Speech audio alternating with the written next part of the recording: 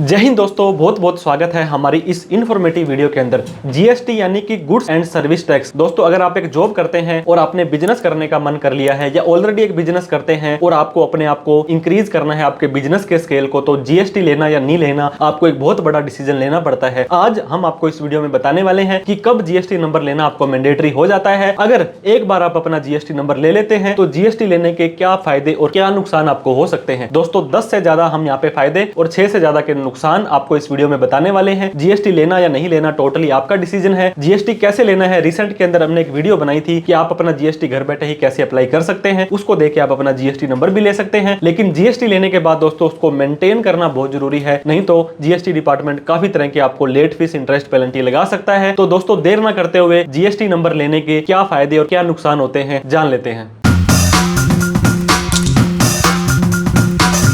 तो दोस्तों, आज हम बात करने वाले हैं जीएसटी के बारे में। जीएसटी यानी कि गुड्स एंड सर्विस टैक्स, और इसके फायदों के बारे में और इसके नुकसान के बारे में। अगर आपने भी कुछ मन बनाया है कि मैंने जीएसटी नंबर लेना है या लेने की सोचेंगे इन फ्यूचर के अंदर, या ऑलरेडी आपने ले भी रखा है, तो आपको क्या क्या एडवांटेज और क्या क्या डिसएडवांटेज होने वाले हैं, उन्हीं के बारे में आज हम बात करने वाले हैं। सबसे पहले हम बात करेंगे जीएसटी के बारे में, जो कि गुड्स एंड सर्विस टैक्स होता है। 1 जुलाई 2017 को ये इंट्रोड्यूस किया गया था। अगर आप कोई भी माल बेचते हैं, अगर आप कोई भी माल की मैन्युफैक्चरिंग करते हैं या आप कोई सर्विस करते हैं, दोस्तों जैसे कि यहाँ पे नाम से ही गुड्स है और सर्विस है, इन दोनों के ऊपर ही लगने वाला टैक्स जीएसटी होता है। 17 तरह के टैक्स होते थे, आपने सुना होगा। सर्विस टैक्स हो गया, इसके अलावा वैट हो गया, बहुत तरह की अलग से ड्यूटियां थी। 17 तरह के टैक्स को हटा दिया और एक ही तरह के टैक्स को जीएसटी को लाया गया। बोला गया था कि 1 नेशन 1 मार्केट और 1 टैक्स है। तो दोस्तों, जीएसटी के अंदर कितना पेचीदापन है वो सभी लोगों को पता है। आफ्टर टैक्स आपको जीएसटी नंबर अगर आपने ले लिया, दोस्तों वंस जीएसटी रजिस्ट्रेशन आपने ले लिया, तो क्या आपको जीएसटी लेते ही जीएसटी भरना पड़ जाएगा? नो टैक्स नीड टू पे। आपको कोई जीएसटी नहीं भरना है जब तक आप कोई बिजनेस स्टार्ट नहीं करते हैं। बहुत सारे लोग ऐसे होते हैं तो दोस्तों महीने बाद, 4 महीने बाद बिजनेस करना चाहते हैं, लेकिन जीएसटी नंबर पहले ही लेकर के छोड़ देते हैं। तो कोई टेंशन वाली बात नहीं है। अगर आपकी कोई भी बिलिंग नहीं हो रही है, कोई भी पैसा अकाउंट में नहीं आता है, तो आप जीएसटी नंबर लेने के बाद सिर्फ और सिर्फ अपनी नील की रिटर्न भरते रहेंगे, तो आपको किसी भी तरह की दिक्कत का सामना नहीं करना पड़ेगा। कोई आपको जीएसटी, कोई आपको पेनल्टी नहीं देनी पड़ेगी। लेकिन जीएसटी की रिटर्न भरनी आपके लिए मैंडेटरी है। तो जीएसटी की कौन कौन सी रिटर्न कब कब भरनी होती है? अगर आप जीएसटी की रिटर्न टाइम से नहीं भरते हैं तो आपको लेट फीस देनी पड़ेगी। आपको पता होगा 2 तरह का जीएसटी दोस्तों होता है, एक होता है रेगुलर और एक होता है कॉम्पोजिशन। अगर आप कॉम्पोजिशन के अंदर जाना चाहते हैं तो CMP 08 के नाम से एक आपको फॉर्म भरना होता है, जो कि हर 3 महीने बाद भरना होगा, जिसपे टैक्सेबल सेल का 1% जीएसटी देना होता है और साल में एक बार GSTR 4 भरना होता है। मतलब अगर आप एक कंपोजिशन में हो तो 4+1 साल के अंदर 5 रिटर्न आपको भरनी होती है। और वहीं पर अगर आप रेगुलर स्कीम के अंदर आ जाते हो तो GSTR 1 और 3B 2 तरह की रिटर्न आपको हर महीने भरनी होती है। तो माना कि 12 GSTR 1 भरी और 12 3B भरी, तो 24 रिटर्न ये हो जाती है। और हो सकता है आपको GSTR 9 और 9C भी भरनी पड़े। अगर आपकी टर्नओवर 2 करोड़ से ज्यादा है तो 9, 5 करोड़ से ज्यादा है तो 9 + 9C भरनी पड़ेगी। तो 12 और 12 24 और 2 रिटर्न ये होगी। आपको दोस्तों 26 रिटर्न भरनी पड़ेगी अगर आप जीएसटी रेगुलर के अंदर मंथली में जाते हैं। और वहीं पर अगर आप क्वार्टरली में जाते हैं, आपकी टर्नओवर 5 करोड़ तक है, तो आपको 4 बार तो सिर्फ 1 भरनी पड़ेगी, 4 बार ही 3B भरनी पड़ेगी, 8 रिटर्न। और हो सकता है 9 आपको भरनी पड़ जाए तो 9 रिटर्न आपको भरनी पड़ेंगी। ये टाइम टू टाइम आपको भरनी है। इसके ऊपर हमने ऑलरेडी काफी सारी वीडियोस बना रखी है। तो आपको जीएसटी जो पेबल होगा दोस्तों, वो कैसे आपको पेबल होता है। अगर आप कोई बिजनेस कर रहे हैं तो कलेक्ट करना है जीएसटी आपको कस्टमर से और सरकार को दे देना है, क्योंकि जो जीएसटी है ये हमारा इनडायरेक्ट टैक्स है। हमें हमारी तरफ से नहीं देना होता है, हमें कस्टमर से लेना है और सरकार को दे देना है, जो कि रेगुलर के अंदर आ जाते हैं। जीएसटी 2 तरह का होता है, रेगुलर और कंपोजिशन। कंपोजिशन वालों को अपनी जेब से देना होता है और जो भी रेगुलर वाले व्यक्ति हैं उनको कस्टमर से लेकर के देना होता है। GST need to pay out of pocket for composition.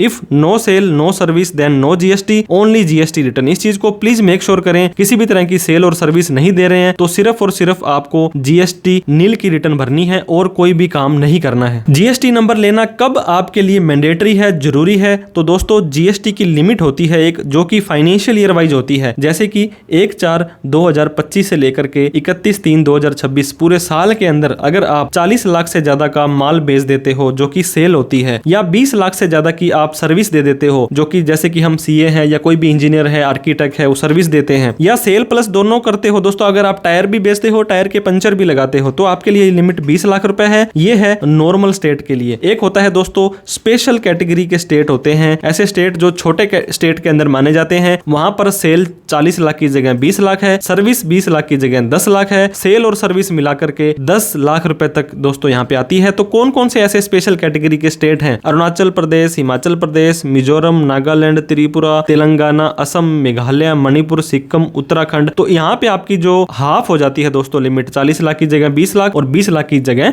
10 lakh. तो दोस्तों कुछ ऐसी कंडीशंस भी होती है जहां पर आपकी सेल 40 लाख से कम है या सर्विस 20 लाख से कम है, तो भी आपको जीएसटी मैंडेटरली रूप से लेना पड़ेगा। कब लेना पड़ेगा? अगर आपकी इंटर स्टेट सप्लाई है। अगर आप राजस्थान में रहते हैं और पंजाब के अंदर माल बेचना चाहते हैं तो आपको जीएसटी लेना है। ई कॉमर्स ऑपरेटर को या सप्लायर को लेना है। अगर आपकी आरसीएम यानी कि रिवर्स चार्ज के अंदर जीएसटी भरने की जिम्मेदारी आती है तो भी लेना पड़ेगा। एनआरआई व्यक्ति कोई जीएसटी का काम करता है तो उसको भी जीरो से ही लेना पड़ेगा। कैजुअल टैक्सेबल पर्सन किसी और स्टेट में कुछ टाइम के लिए जाकर के, जैसे कि मेले प्रदर्शनियां होती हैं, वहां के लिए भी आपको जीएसटी नंबर लेना मैंडेटरी है। इनपुट सर्विस डिस्ट्रीब्यूटर होता है दोस्तों आईएसडी। टीडीएस अगर जीएसटी में काटना है, टीसीएस काटना है, तो इस केस के अंदर आपकी अगर टर्नओवर कम है तो भी आपको जीएसटी नंबर लेना पड़ेगा। तो दोस्तों जो लिमिट है जीएसटी नंबर लेने के बाद क्या तो भी 40 लाख की रहेगी? ऐसा नहीं है। बहुत सारे लोग सोचते हैं कि मैंने तो जीएसटी नंबर ले लिया, अब भी मेरी 40 लाख रुपए तक की सेल माफ है। तो आपको 40 लाख 20 लाख कोई लिमिट नहीं मिलने वाली है। 1 रुपए का भी सेल करेंगे उसको जीएसटी में दिखाना पड़ेगा और जीएसटी की रिटर्न भरनी पड़ेगी। सारा का सारा काम, सारे के सारे आपको फॉर्मेलिटीज करनी पड़ेगी। ये जो जीएसटी है दोस्तों जीएसटी नंबर लेने तक की है। अगर आपकी सेल एक साल में 39 लाख की होती है तो सरकार नहीं कहती है कि जीएसटी लो।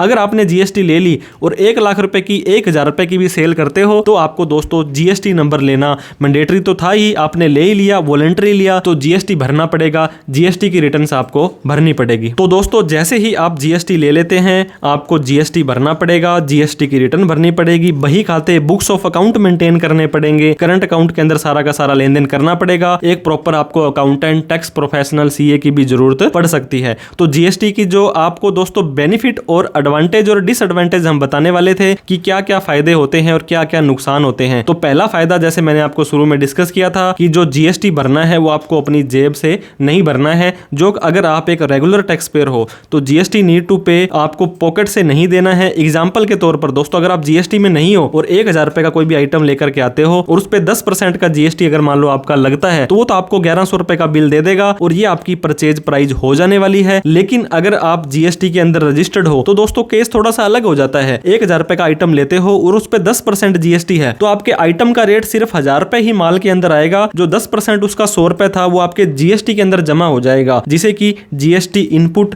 या आईटीसी बोलते हैं। अगर आपने उसको जीएसटी नंबर दे रखा होगा और सामने वाले व्यक्ति ने आपको B2B के अंदर बिल काटा होगा तो आपके माल का रेट जो है 1100 नहीं होगा। जैसे कि हमारे अनरजिस्टर्ड के केस में हमने 1100 रुपए उसकी कीमत मानी थी और अब हम 1000 रुपए की कीमत मानेंगे और 100 रुपए हमारा जीएसटी अलग से जमा हो जाएगा। अब दोस्तों 1000 रुपए तो हमारी टैक्सेबल वैल्यू है, 100 रुपए जीएसटी है। ये जीएसटी सीजीएसटी, आईजीएसटी और एसजीएसटी कुछ भी हो सकता है और इनवॉइस की वैल्यू हमारी 1100 रुपए होने वाली है। तो इसका क्या बेनिफिट हुआ दोस्तों? अब इस 1000 वाले आइटम को अगर आप 1100 में बेचते हो और 1100 का 10% जीएसटी लगाओगे तो 110 रुपए आपको कस्टमर से ले लेने हैं। यू विल चार्ज 110 रुपए फ्रॉम दी कस्टमर। बिल के अंदर चार्ज करोगे और आपको 110 रुपए गवर्नमेंट को देने हैं। लेकिन आपने 100 रुपए तो पहले ही परचेज में दे दिए थे। ये मैं आपको यहाँ पे दिखाना चाह रहा था। ये 100 रुपए आपने दिए थे और ये आपके आईटीसी लेजर के अंदर भी पड़े हैं। तो आपने कस्टमर से तो 110 रुपए ले लिए लेकिन आपने 100 रुपए का यूज करने के बाद सरकार को सिर्फ 10 रुपए ही देने हैं। ये आपका जीएसटी नंबर लेने का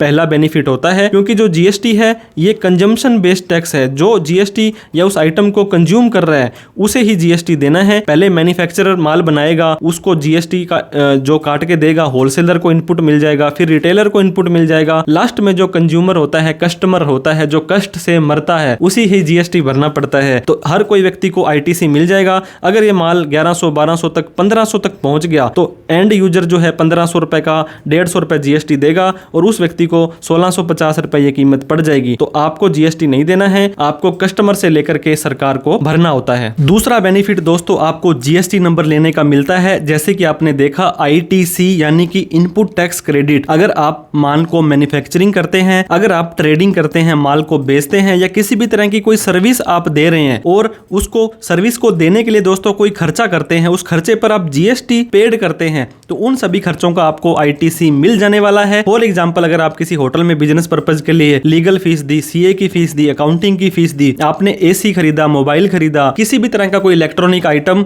जो ये प्रूफ कर पाए कि आपने ये सारा का सारा खर्चा बिजनेस के लिए किया है, तो दोस्तों उसके ऊपर जितना भी जीएसटी आपको मिलेगा वो जो आप लगाएंगे उसको जो पे करेंगे वो आपके इनपुट टैक्स क्रेडिट यानी कि वहां पे लेजर में जमा हो जाएगा। और कल को जब को आपको जीएसटी किसी सेल पर देना होगा, कस्टमर से तो आप कलेक्ट कर लेंगे, लेकिन सरकार को बोलेंगे कि मैंने तो इस खर्चे पर इतना जीएसटी ऑलरेडी भर दिया है जो कि मेरा आईटीसी है, तो वो आप दोस्तों यूज कर पाएंगे। This ITC can be use to pay GST outward supply. आपके हमेशा ये बैंक अकाउंट में नहीं आएगा। बहुत सारे लोग क्या करते हैं, सर मैंने एक आईफोन लेना है और ये आईफोन मेरा 1 लाख रुपए का है, मान लीजिए इसके ऊपर हमारा 18,000 रुपए का जीएसटी आता है, तो वो बोलते हैं कि ये क्या मेरे बैंक अकाउंट में आ जाएगा। आपके बैंक अकाउंट में कभी भी आपका जीएसटी इनपुट नहीं आता है। आपको दोस्तों इसको क्या करना पड़ता है, आउटवर्ड सप्लाई जब जीएसटी भरते हैं तो उसमें आपको इसका यूज करना पड़ता है। तो आप चार्ज करें, कलेक्ट करें कस्टमर से और आप गवर्नमेंट को ना दें, उनको बता दें कि मैंने तो जीएसटी ऑलरेडी इस खर्चे के ऊपर, इस परचेज के ऊपर, इस एक्सपेंसेस के ऊपर पे कर दिया है और सामने वाले व्यक्ति को अपना जीएसटी नंबर दे दिया है, उसने इसको B2B के अंदर दिखा दिया है और आपके आईटीसी के अंदर इनपुट टैक्स क्रेडिट के लेजर में बैलेंस में आ जाएगा, तो आपको कोई भी दिक्कतों का सामना नहीं करना पड़ेगा। इसके बाद में दोस्तों जीएसटी नंबर लेने का जो तीसरा बेनिफिट है वो आपके बिजनेस के लिए है। अगर आप होलसेलर, रिटेलर से कोई भी माल लेते हो या कोई भी एग्रीमेंट करते हो, किसी भी रेपुटेटेड कंपनी का दोस्तों आपने एजेंसी लेनी है या फ्रेंचाइजी लेनी है, वो आपको शुरू में ही पूछ लेंगे भाई साहब आपके पास जीएसटी नंबर है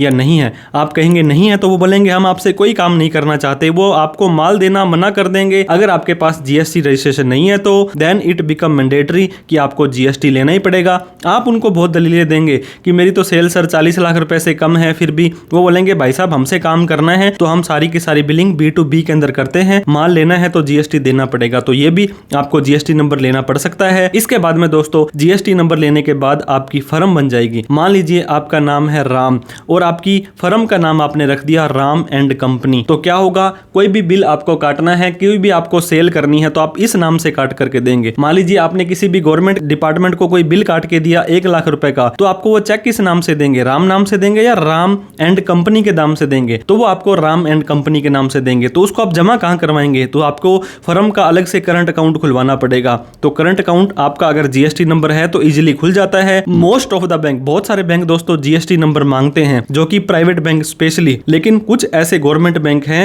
जो बिना जीएसटी के भी आपका करंट अकाउंट ओपन करा देते हैं, जैसे कि MSME, food license, import export code और कोई भी आपके पास डॉक्यूमेंट है, तो आपका चेक जो इशू होगा वो फर्म के नाम से होगा। तो फर्म का करंट अकाउंट अगर आपके पास जीएसटी है, ओनली करंट अकाउंट ओपन करवाने के लिए आप जीएसटी नंबर ना लें, ताकि आपको जीएसटी की सारी फॉर्मेलिटीज करनी पड़ेगी। अब दोस्तों लोन पैसा पैसे को खींचता है, आपको पता होगा एक सीसी यानी कि कैश क्रेडिट की लिमिट होती है जो बिजनेस का लोन कहलाती है। मुद्रा के अंदर भी आप 20 लाख रुपए तक का लोन यहाँ पे सरकार से ले सकते हो। बैंक बोलता है आपकी जितनी टर्नओवर है उसका 20%, 25% तक हम आपको टर्नओवर का लोन दे देंगे। मान लीजिए आपकी 1 करोड़ रुपए की सेल है, सरकार कहती है, वो बैंक कहता है कि आपको 25 लाख रुपए का हम लोन सीसी के तौर पर दे देंगे और आपको 8%, 9%, 10%, काफी सारे फैक्टर्स होते हैं, सिबिल वगैरह देख करके आपको ब्याज दे देंगे। लेकिन आप उनको कैसे जस्टिफाई करेंगे कि आपकी 1 करोड़ रुपए की सेल है, तो ये 1 करोड़ की सेल आप अपनी जीएसटी की रिटर्न उनको देंगे, जीएसटी का यूजर आईडी पासवर्ड वगैरह देंगे, तो आपको अच्छा लोन वहां पे मिल सकता है। एक और बेनिफिट दोस्तों जीएसटी में आप अपने आप को एक एज ए ब्रांड शो कर सकते हैं। अगर आपके पास जीएसटी नंबर है तो बाजार में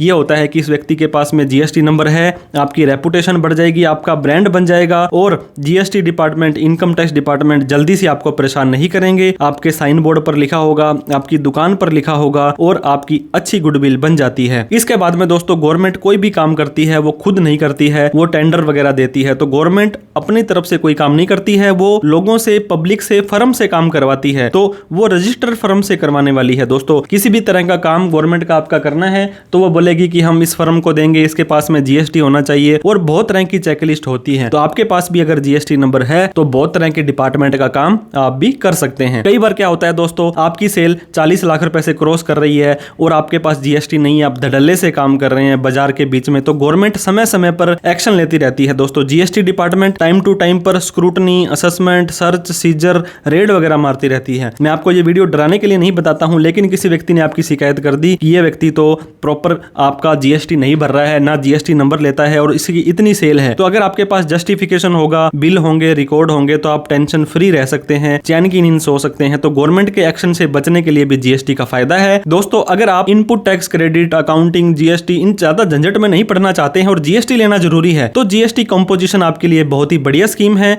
अगर आपको टाइम, नॉलेज, एक्सपीरियंस, रिसोर्सेज नहीं है तो जीएसटी कंपोजिशन सर्विस के अंदर 1.5 करोड़ रुपए तक की सेल अगर आप करते हैं तो सिर्फ आपको जीएसटी का 1% भरना है। मान लीजिए 1 करोड़ रुपए की आपने सेल की तो आपको 1 लाख रुपए का नेट प्रॉफिट दिखाना है, मतलब जो जीएसटी है उसका भरना है 4 बार जीएमपी 08 और 1 बार जीएसटीआर 4, मात्र 5 रिटर्न भरनी है और अपनी सेल का 1% टैक्स देना है। तो इस तरह से जीएसटी कंपोजिशन का फायदा आप बड़े ही आसानी से उठा सकते हैं। तो दोस्तों इसके क्या बेनिफिट ही बेनिफिट आपको मिलेंगे। जीएसटी नंबर लेने के क्या फायदे हैं, तो हर एक व्यक्ति लेकर के बैठ जाएगा और ये सारे फायदे उठा लेगा, लेकिन ऐसा नहीं है, सिर्फ बेनिफिट नहीं है, कुछ डिसएडवांटेज भी होते हैं। दोस्तों हर चीज के एक सिक्के के दो पहलू होते हैं, तो आज हम आपको थोड़े से डिसएडवांटेज भी जीएसटी नंबर लेने के बताने वाले हैं। सबसे बड़ा नुकसान दोस्तों जीएसटी नंबर लेने का सिर्फ और सिर्फ एक है, अगर आप टाइम से कंप्लाइंस नहीं करते हैं तो आपको बड़ी ही दुविधाओं का सामना करना पड़ सकता है। एक कहावत भी है, अगर आप सोचते हो कि कंप्लाइंस हार्ड है या कंप्लाइंस कॉस्टली है तो आप नॉन कंप्लाइंस ट्राई करके देखो दोस्तों, बहुत पेनल्टियां देनी पड़ेंगी। तो आपको रेगुलर जीएसटी की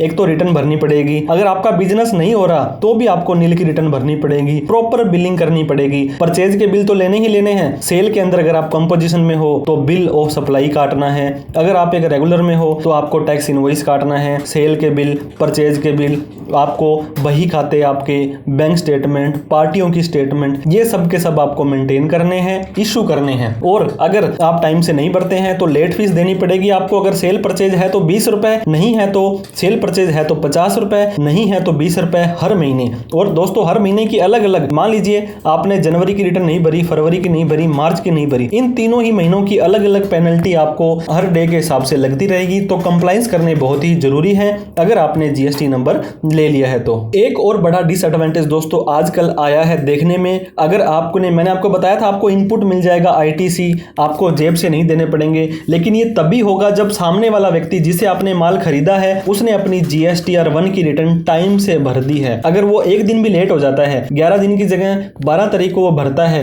तो आपका जो इनपुट है वो इस महीने ना मिल करके अगले महीने में मिलेगा। तो आपको प्रॉपर दोस्तों उसको पेमेंट आपने कर दी है, आपने उसको जीएसटी भी दे दिया है, तब भी आपको उसका इनपुट नहीं मिलेगा। तो दोस्तों जीएसटीआर 2A नाम से पहले एक फॉर्म होता था, अब 2B भी आ गया है कि सामने वाले व्यक्ति ने अगर टाइम से जीएसटीआर 1 भरी है तभी आपको बेनिफिट मिलेगा, नहीं तो आपको जेब से भरने पड़ जाएंगे। आपका क्या गलती, आपका क्या नुकसान है, लेकिन फिर भी ये रूल है। कंपोजिशन के अंदर दोस्तों कंपोजिशन का नुकसान ये है कि सबसे पहले तो आप 1.5 करोड़ से अगर आपकी ज्यादा सेल है तो आप कंपोजिशन में नहीं जा सकते हो। जो भी जीएसटी आपको 1% भरना होता है वो आपको अपनी जेब से भरना है। यहाँ पे कस्टमर से आप नहीं ले सकते हो, कोई आईटीसी नहीं ले सकते हो, और आपको कई बार तो आरसीएम ट्रांसपोर्ट वगैरह के केस में आपको खुद को उसके ऊपर जीएसटी भरना पड़ जाएगा और जिसका आईटीसी भी नहीं मिलेगा। और ऐसा कोई भी बिजनेसमैन जिसको इनपुट चाहिए होता है तो B2B का परचेज आपसे वो नहीं करेगा, तो ये डिसएडवांटेज होते हैं। इसके अलावा दोस्तों खर्चे आपको काफी सारे तरह के देने पड़ेंगे। अगर आप बिजनेस कर रहे हो तो आप या तो बिजनेस करेंगे या आप कंप्लायंस करेंगे, तो दोनों में से एक काम करें तो ज्यादा बढ़िया रहेगा। कंप्लायंस जिसका काम उसी को साझे, बही खाते बनाने पड़ेंगे, परचेज के बिल, सेल के बिल, पार्टियों के बिल, बैंक स्टेटमेंट, इनपुट कब आया कब गया,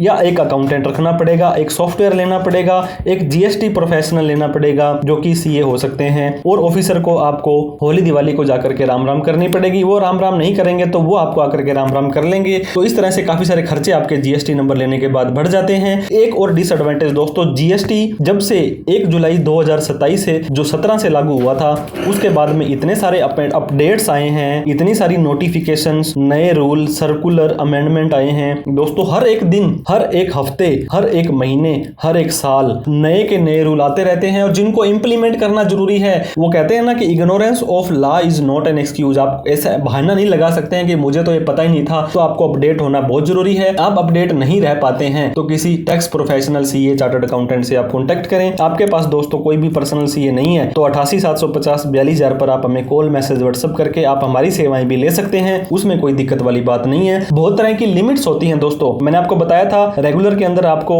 या तो 24 रिटर्न भरनी है या आप सिर्फ 8 रिटर्न भरना चाहते हैं। अगर 8 रिटर्न भरना चाहते हैं तो QRMP में आपको जाना पड़ेगा, क्वार्टरली रिटर्न मंथली पेमेंट के अंदर। तो यहाँ पर आप जा सकते हैं। नहीं, ई वे बिल कब इनवॉइस, ई इनवॉइस कब जारी करना है, 9 कब भरनी है, 9C कब भरनी है, सारा का सारा ITC यूज ना करके 1% आपको कैश में देना है, HSN कोड कब कितने कैसे डालने हैं। तो इस तरह से दोस्तों हमने आपको 10 फायदे और 6 नुकसान बताए हैं। टोटली आपका डिसीजन है कि जीएसटी लेना या नहीं लेना, लेकिन हमें ये वीडियो अच्छी लगे तो लाइक करके, और अभी तक नहीं सब्सक्राइब किया तो सब्सक्राइब करके हमारा हौसला बढ़ा दें। कोई भी डाउट, क्वेरी, क्वेश्चन हो, वीडियो अच्छी लगी हो, कैसी भी लगी हो, कमेंट करके जरूर बताया करें। और इस वीडियो को उन सभी लोगों में शेयर करें जिसने जीएसटी नंबर लेने का मन बनाया है और वो कंफ्यूजन में था मैं लूं या ना लूं। तो ये टोटली आपका डिसीजन है। जीएसटी नंबर लेने का दोस्तों कोई भी पैसा नहीं लगता है, गवर्नमेंट की कोई फीस नहीं होती है, कोई टैक्स प्रोफेशनल अपनी फीस ले सकते हैं। जीएसटी रिटर्न भरने की फीस भी ज्यादा कुछ नहीं होती है, ये दोस्तों 3-4 हजार से लेकर के 10 हजार तक जा सकती है। और अकाउंटिंग की फीस भी अकाउंटेंट के ऊपर और आपके नंबर ऑफ बिल इनवॉइसेस के ऊपर डिपेंड करती है। तो thank you so much for watching this video. जय हिंद, जय भारत।